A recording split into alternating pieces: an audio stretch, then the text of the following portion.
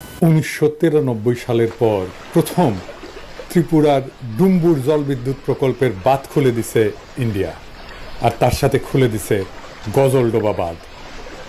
আর বানের পানি বিধ্বংসী রূপে ছুটে আসছে বাংলাদেশের দিকে। ডুবে গেছে জেলার পর জেলা। কিন্তু কেন? কারণ বাংলাদেশকে বন্যায় ডুবাই দিয়া ভারত প্রফেসর ইউনূসের সরকারকে বিপদে ফেলতে চাইতেছে। একই সাথে বাংলাদেশের ছাত্র জনতা দিল্লিদাসী হাসিনাকে জয় বাংলা করে দিছে, তার মানে ইন্ডিয়ারে আউট করে দিছে। এইটা সফল করায় ভারত তার প্রতিহিংসা চরিতার্থ করতেছে। ভারত আর হাসিনা আমাদের যে কোনো বৈধ লড়াইকে জঙ্গি জামাত ট্যাগ দিয়া ডিলেজিটিমাইজ করত। এখন কোনো কিছু করতে না পেয়ে পাগল হয়ে গেছে। হাসিনার পতনের সাথে ইন্ডিয়া আউটের সাথে কেমনে এই বাঁধ খুলে দেওয়া জড়িত, আসেন সেটা আমরা দেখি। বিরোধী দলের আন্দোলনকে যদি জঙ্গি আন্দোলন হিসেবে দেখানো যায়, তাইলে এর বিরুদ্ধে পশ্চিমা দেশগুলোকে উস্কা দেওয়া যায়, এবং এইটাই করে আসছে আওয়ামী লীগ দিনের পর দিন, যুগের পর যুগ ধরে। ভারতের কপাল খারাপ, সেই সুযোগ পাওয়ার আগেই খুনি হাসিনা প্রাণ নিয়ে পলাই গেছে ইন্ডিয়া। জঙ্গি বয়ান ফেল করলেও ইন্ডিয়া কিন্তু একই বয়ান এখনো চালায় যাইতেছে, কারণ সে জানে কোনো উপায় পশ্চিমা বিশ্বকে যদি বোঝানো যায় যে জঙ্গিরা বাংলাদেশের ক্ষমতার কেন্দ্রে এসে পড়ছে, তাইলে সে বাংলাদেশে হস্তক্ষেপ করলে পশ্চিম সম্ভবত সেটা মেনে নেবে। যেমন তারা 7ই জানুয়ারির দামি নির্বাচনকেও প্রকৃতপক্ষে মেনে নিছিল। প্রফেসর ইউনূস দেশের ক্ষমতা গ্রহণ করায় ভারত এবং তার গোয়েন্দা সংস্থার একটা বড় মুশকিল পড়ে গেছে। তারা তাকে জঙ্গি বইলা দুনিয়াতে প্রোপাগান্ডা করতে পারতেছে না। প্রফেসর ইউনূস জঙ্গি এই কথাটা স্বয়ং মোদী নিজেও বিশ্বাস করতে পারবে না। সুতরাং তারা নামছে এমন এক কাজে যেন প্রফেসর ইউনূসের সরকারকে ক্রমাগত বিপদে ফেলা যায়, এবং তারা এই কাজ করে যাবে, দিনের পর দিন করবে, একটার পর একটা করে যাবে। এই বন্যায় ব্যাপক ক্ষয়ক্ষতি হবে, ফসল ডুবে গেছে, খামার ধ্বংস হয়েছে, গবাদি পশু মারা গেছে, প্রচন্ড খাদ্যাভাব দেখা দেবে, মানুষজনকে সরাইতে হবে, এবং পুরা প্রশাসন পুরা সরকার এই বন্যার ধকল সামলানোর কাজে ব্যস্ত হয়ে যাবে। এই অর্থনৈতিক ধাক্কা সামলানো খুব কঠিন হয়ে যাবে। তার মধ্যে তো হাসিনা দেশকে পুরোটা ফোপড়া বানাই দিছে। এখন তাদের একটাই মিশন, তা হইল প্রফেসর ইউনূসের সরকারকে যেভাবে পারে বেকায়দা ফেলা। এই বাঁধ খুলে ডুবায় দেওয়া তারই একটা পদক্ষেপ। এই বন্যা পরিকল্পিত বন্যা, এটা কোনো প্রাকৃতিক দুর্যোগ না। কোনো সতর্কতা ছাড়া একবারে বাঁধ খুইলা জনপদের পর জনপদ ডুবাই দিছে। আইন অনুসারে এটা করতে পারে না, কিন্তু সতর্কতা দিতে হবে এবং ধীরে ধীরে পানি ছাড়তে হবে, এটাই নিয়ম। এটা প্রতিহিংসা। আর এইটা আমরা ভারতের মিডিয়ার হেডলাইনে দেখতে পাই। দেখেন কি লিখছে, কি নির্মম রসিকতা। অবশ্য আমাদের পোলাপানেরা ওই রসিকতার পরে ওই ওয়েবসাইটে জয় বাংলা করে দিয়েছে হ্যাক কইরা। তো যাই হোক, আমরা কি ভারতের এই প্রতিহিংসার মুখে বসে থাকবো? না, এইটার দাঁত ভাঙা জবাব দিতে হবে। এর দাঁত ভাঙা জবাব হিসেবে আমরা টোটাল ইন্ডিয়া বয়কটের ডাক দিচ্ছি। আমরা এর আগে ইন্ডিয়ান প্রোডাক্ট বয়কট করছিলাম, কিছু সিলেক্টেড প্রোডাক্ট বয়কট করছিলাম। এইবার আমরা টোটাল ইন্ডিয়া বয়কটের ডাক দিচ্ছি। শুধুমাত্র ইন্ডিয়া পণ্য না, সেই সাথে ইন্ডিয়া থেকে সকল প্রকার শিল্পের কাঁচামাল আনা বন্ধ হবে। ছাত্র জনতা এটা নিশ্চিত করবেন।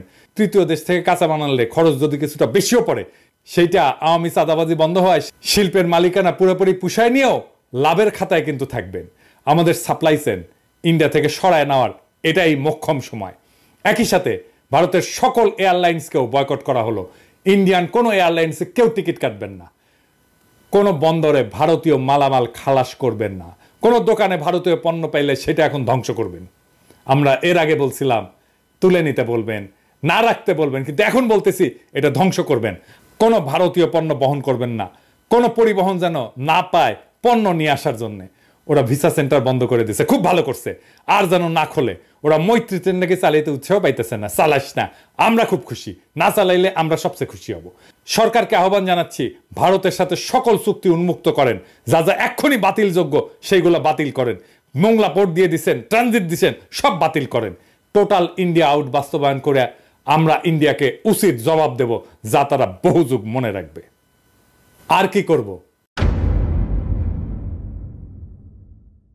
ইন্ডিয়া শুকনা মৌসুমে কখনোই চুক্তি মোতাবেক আমাদের পানি দেয় নাই, অথচ বর্ষার সময় আমাদের পানিতে ডুবায় মারে। ভারতের এই জঘন্য খেলা বন্ধ করার এটাই সময়।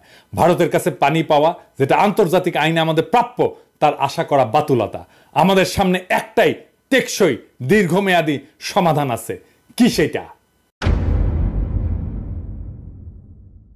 সেই সমাধান হইতেছে তিস্তা প্রকল্পের মতো সকল নদীতে ওয়াটার ম্যানেজমেন্ট প্রকল্প বাস্তবায়ন করা। আমরা সরকারের কাছে দাবি জানাই, তিস্তা প্রকল্প সংক্রান্ত চীনের প্রস্তাব অবিলম্বে গ্রহণ করেন।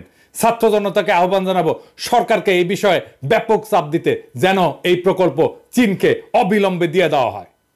চীন প্রস্তুত আছে, চীন বারবার বলতেছে এই প্রকল্পে তারা বিনিয়োগ করতে আগ্রহী। এই প্রকল্প চীনকে দিয়ে দেন, ইন্ডিয়ার গালে 2 থাপ্পড় দেওয়া হবে আমরা যদি এই প্রকল্প চীনকে দিয়ে দিই। ফাইনালি ভারত বন্ধু আর ভারতকে কিছু আখেরি কথা বলতে চাই, কান খুইলা শুনে রাখেন। অনেকে মনে করেন ভারত বড় দেশ, আমাদের ঘিরা আছে, হুরে বাবা, হ্যাঁ আমাদের খায়া ফেলবে। হ্যাঁ জি না, ভারত আমাদের ঘিরা নাই, আমরা ভারত দিয়ে বেষ্টিত না। ভারত বরং চারিদিকে শত্রু রাষ্ট্র দিয়ে বেষ্টিত। সরাসরি শত্রু না হইলেও তারা ভারতের বন্ধু না, যারা ভারতকে বেষ্টন করে আছে। ম্যাপটা খুলে দেখেন, একদিকে পাকিস্তান, চীন, নেপাল, বাংলাদেশ, আর ওইদিকে মায়ানমারের গণতন্ত্রকামীরা জিতে গেলে ওরা বাম্বু দেবে ইন্ডিয়াকে সকাল বিকাল। ইন্ডিয়াকে ঘিরে ফেলা হয়েছে চারিদিক থেকে, চারিদিকে ওর হোস্টাইল টেরিটরি। আর আমরা তিস্তার চায়নাকে ডেকে না চিকেন নেক চাইপা ধরবো। 15 বছর ফ্যাসিবাদের ঘানি টানাইছে ইন্ডিয়া, এইটার মূল্য ইন্ডিয়াকে চুকাইতে হবে কড়ায় গন্ডায় আগামী 50 বছর ধইরা। একটা কবিতা ছিল, মুক্তিযুদ্ধের সময় লেখা হয়েছিল, সেই কবিতা আমরা আবার পড়ব। তুমি আমার আকাশ থেকে সরাও তোমার ছায়া, তুমি বাংলা ছাড়ো। তুমি আমার বাতাস থেকে মোছো তোমার ধুলা, তুমি বাংলা ছাড়ো। তুমি আমার জলস্থলের মাদুর থেকে নামো, তুমি বাংলা ছাড়ো। শত্রু দেশের সাথে কোনো ডিলিংস না, ইন্ডিয়ার সাথে কোনো ডিলিংস না। যারা শত্রু দেশের সাথে হাত মিলাবে তাদের ক্ষমা নাই। ইনকিলাব জিন্দাবাদ।